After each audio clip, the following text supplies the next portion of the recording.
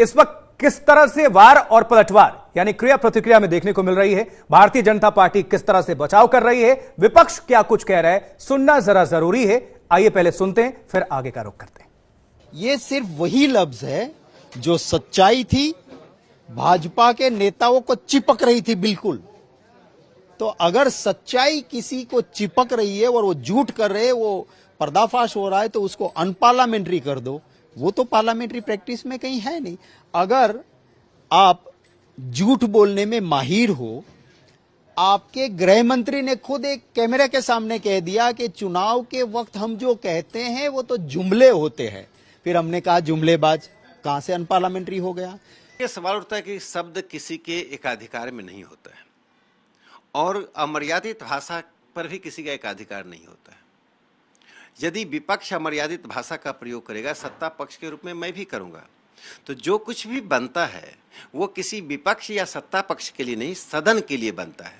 सदन की मर्यादा, सदन की गुणवत्ता, सदन की श्रेष्ठता और सदन की भूमिका, यह लोकतंत्र के लिए आवश्यक है।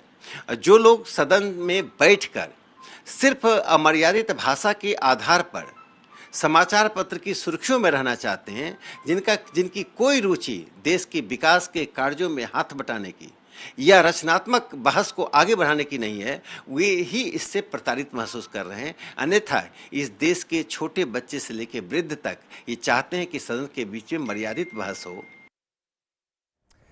तो शक्ति सिंह गोहिल नेता कांग्रेस और राकेश सिन्हा को अभी, बीजेपी नेता को अभी आपने सुना, लेकिन इसको लेकर बवाल मच गया है। कांग्रेस ने कड़ी आपत्ति दर्ज कराई है।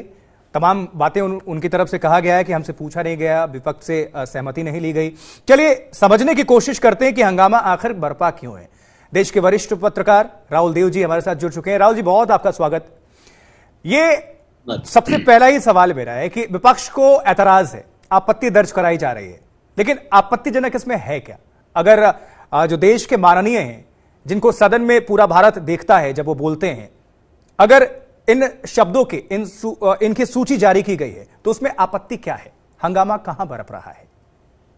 देखिए, एक तो ये अपनी अपनी दृष्टि का सवाल है, इसलिए भाषा एक हद तक काफी एक निजी चीज भी है। हम सबका एक निजी शब्दकोश होता है, एक निजी भाषा होती है, और कुछ शब्द हमारे लिए प्रचलित और आम होते हैं, दूसरे के लिए अपरिचित या गलत भी हो सकते हैं। तो भाषा एक व्यक्तिपरक चीज है। पहली बात तो ये मानना चाहिए, वो विज्ञान की जैसी चीज नहीं।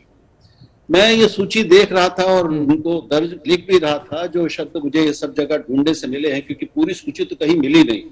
तो उसमें निश्चय ही कुछ शब्द ऐसे हैं जो आपत्तिजनक हैं और जिनका इस्तेमाल सदन जैसी मर्यादा वाली जगह पर नहीं होना चाहिए। लेकिन उसमें ज्यादा शब्द मुझे ऐसे मिले जो आम बातचीत के और मुहावरों के शब्द हैं, और उनको अगर निकाल देंगे तो मुझे भी जैसे कुछ शब्दों को असंसदीय बताए जाने पर आपत्ति है। मुझे वो अजीब लग रहा है कि मैं असहमत हूं उनसे। उनको हटाने की जरूरत नहीं है, क्योंकि भाषा की प्रकृति को भी समझना जरूरी है।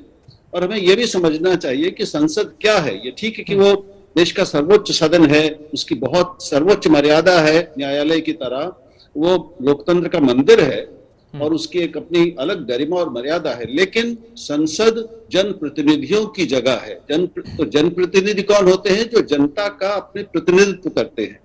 वो ये प्रतिनिधित्व जनता की भाषा में करते हैं, वो जनता से ही निकल कर आते हैं। तो संसद की भाषा को आप पाएंगे कि एक तरह से वो जन भाषा का ही प्रतिनिधि होती है और उसकी जैसी होती है। उससे बहुत ज्यादा किताबी किस्म की, बहुत विद्वानों वाली भाषा संसद में सांसदों से उसकी उम्मीद रखना, ये थोड़ी अव्यवहारिक बात है। और आप अगर भाषा से उसके मुहावरों को निकाल देंगे, जो सैकड़ों सालों से चल रहे हैं मुहावरे, प्रचलित मुहावरे हैं, तो फिर भाषा की जो एक उसका जो मजा है, जो आनंद है, और उसकी जो प्रभाव उत्पादकता है, वो भी कम होती। तो मेरी आपत्ति इन कुछ चीजों को लेकर है। लेकिन कुछ शब्द ऐसे हैं जो निश्चित रूप से आपत्तिजनक है, जिनका इस्तेमाल नहीं होना चाहिए। ठीक है।